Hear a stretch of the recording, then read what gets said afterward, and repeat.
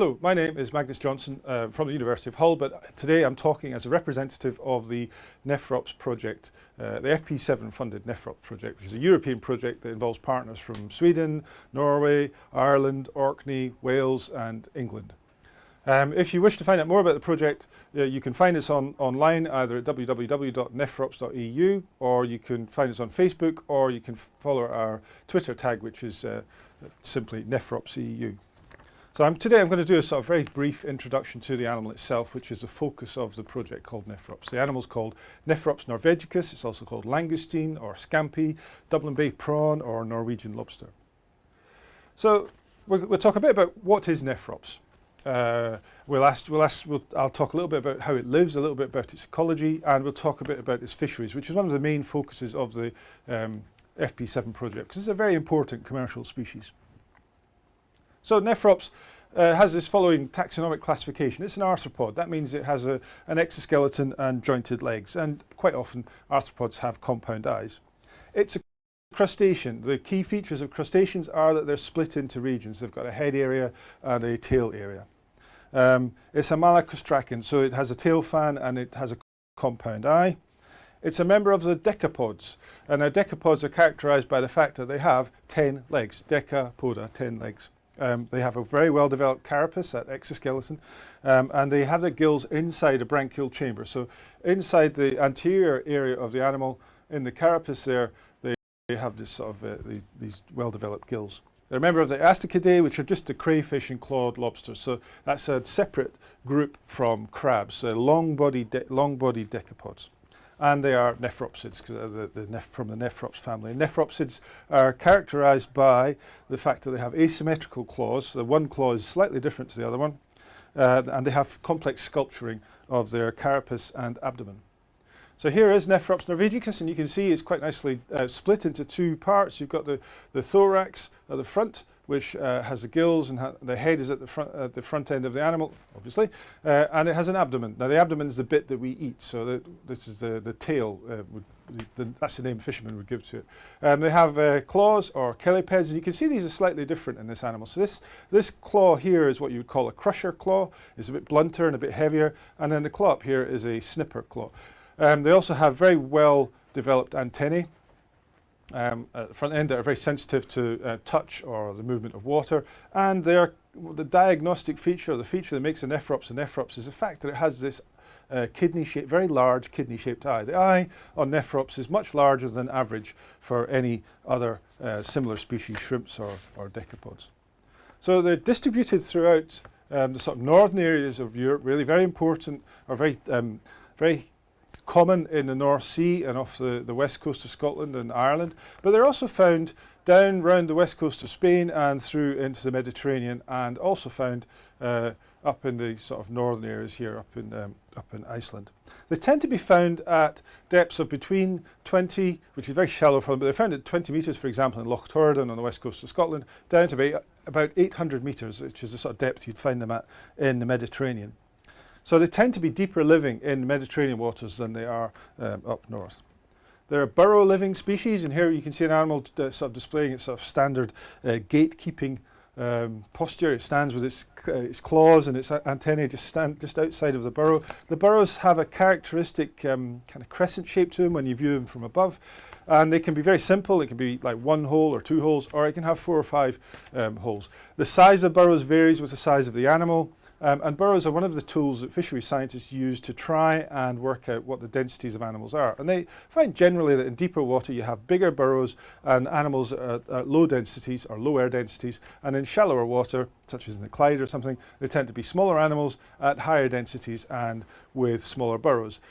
The counting burrows isn't a fail-safe mechanism working out populations, though, because you get variation. You get different numbers of animals in burrows. Some animals have more than one hole in the burrow, and you get things like juveniles cohabiting with adults. Nephrops is what is known as a crepuscular species, so it likes twilight. So in intermediate depth waters, you'll find that the animal, so if you look at this graph here, we have day, then night, then day along the bottom, and we have level. You see that during the day, their activity level is very low, so they'll be hiding in their burrows. As twilight comes along, they increase in their activity levels, and then they become quite active around about twilight, and then they go back to bed again when it gets dark.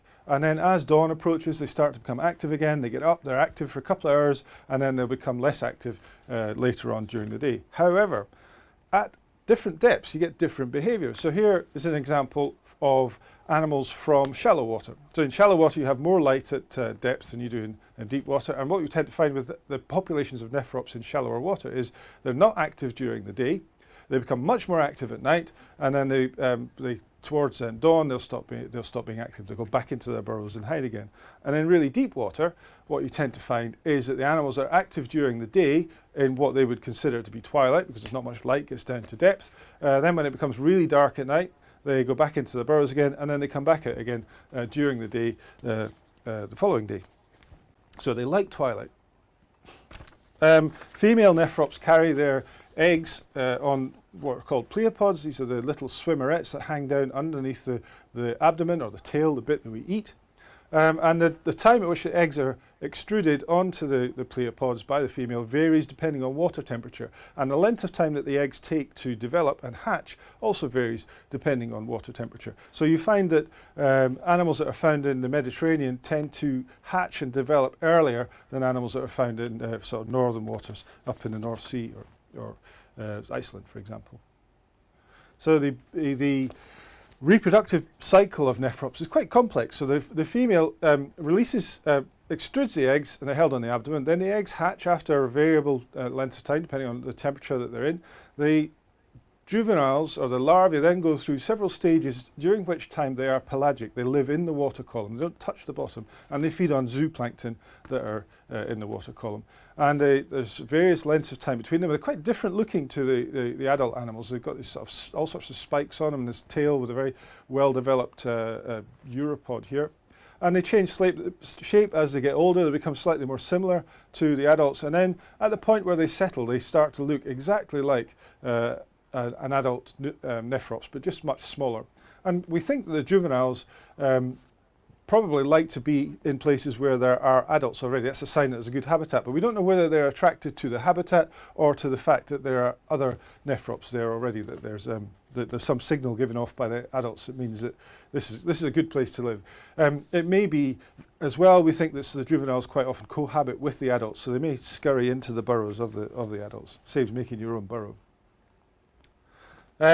Fisheries for nephrops are managed by viewing them as living in what are called functional units. Now, functional units are groups of nephrops that have similar characteristics in a location. So there's a very important fishery called the Fladden fishery up in the North Sea, and then there's a west coast of Scotland fishery, and the animals vary in these areas. They have slightly different characteristics in terms of when they reproduce, the sizes that they reach, and the depths that you find them at, and all the rest of it. So, but there's one school of thought is that maybe we should manage nephrops in terms of functional units. That means we should think about the Fladden ground as a single ground, and that should be managed, and we should manage the fishing activity that takes place there as a unit, rather than managing the whole of the North Sea and saying let's look at nephrops numbers for the whole of the North Sea.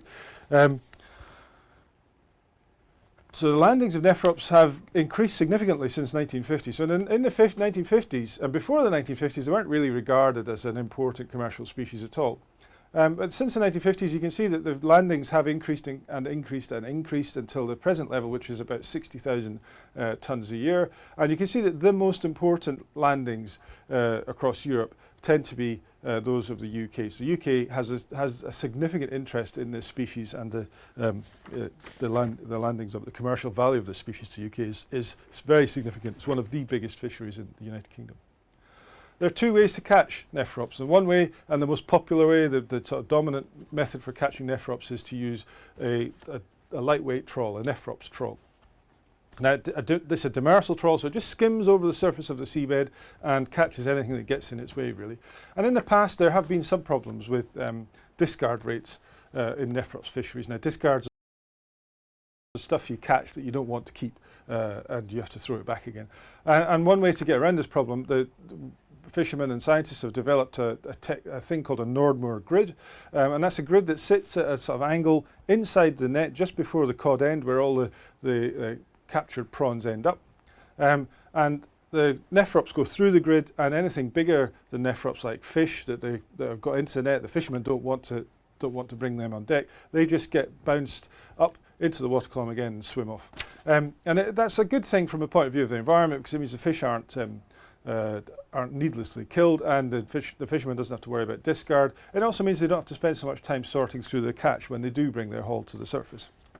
The other way of catching Nephrops is to use baited traps called creels. So creels are traps that are put on the seabed. They generally have some sort of bait in them, like fish racks, sort of fish where the meat's been taken off and you're left with a skeleton. Or we are currently experimenting with several other baits that could be used to catch Nephrops. But it's left there for a day or 2 days maybe, or 3 days sometimes.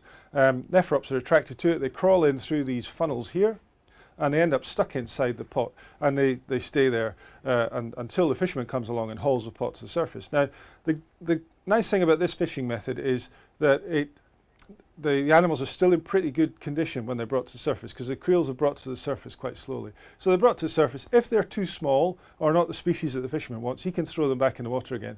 And we think the discard survival rate for animals captured in this method is probably much, much better than the discard survival rate for anything that's caught by trawl. So we've done a bit of a sort of quick scoot through the biology and ecology and fisheries of Nephrops as an introduction to the animal. But the interesting bit, of course, is at the end, after it's been captured, and one of the most fascinating things about Nephrops is that after it's been captured, it serves a range of audiences in terms of food. It can be nice, really, well, it's all nice, but it can be posh langoustine that's served in high-class restaurants, and the value of the animal in that sort of setting is about the same weight for weight as the value of lobster. Or it can be the pub of the food in pubs that are found in high street pubs all across the UK, and we just call it scampi, and it's sold as a breaded product. It tends to be the smaller animals from the trawl fishery in that case, and it's an economical food. So we've done a brief introduction of Nephrops. Thank you for listening.